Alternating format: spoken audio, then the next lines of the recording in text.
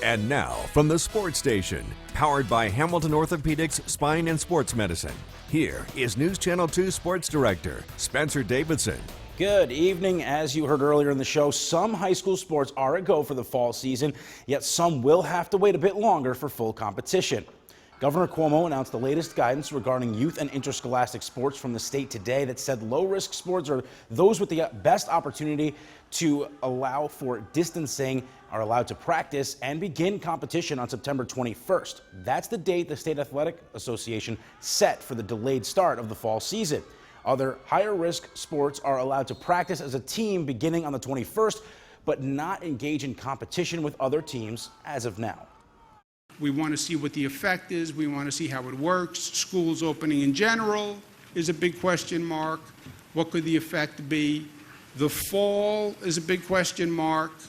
Many of the experts are suggesting there may be a second wave or a recurrence, so phasing it will allow us to watch it. For sports such as golf, cross country, and previously classified as moderate risk sports such as field hockey, soccer, and swimming, September 21st now officially marks a new beginning, a date to circle on the calendar and get back to work. As soon as I had gotten the announcement, I put it immediately on Google Classroom. I took a screenshot of it on the news and said, great news. And now I just talked to the varsity boys coach, Jim, and we're already starting to plan, okay, so now what does this mean for September 21? So he's very excited. Our field hockey coach is excited. We're just excited to get out there and get back on the field.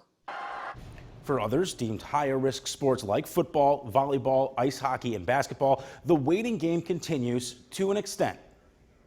When I looked at it, I'm like, well, nothing's really changed because, you know, we can start practice the 21st. I'm a glass half full guy, so I think that there's going to be a season. I really do. You know, everybody's playing around us except for Massachusetts, and they're kind of on the fence. But, you know, Connecticut's playing, Jersey's playing. Our guys are, you know, they've played modified. They played Pop Warner. They played JVs together. We have a lot of returning guys from last year's varsity team. The kids all know each other, so I think when we get back to it, it'll fall right back into, you know, just like it was. You know, I hope we get that chance.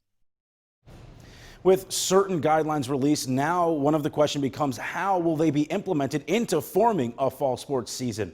The New York State Public High School Athletic Association reiterated its timetable for decision-making today, saying that within the next 24 hours, section executive directors and the association officers will meet to discuss the specific guidelines. Within 48 hours, the association's COVID-19 task force will meet, and within 72 hours, decisions will start being made regarding what the seasons will look like for the immediate future. There are multiple scenarios on the table, including shifting certain sports to different seasons. Still a lot of moving parts to figure out here, so stay with News Channel 2 for the latest.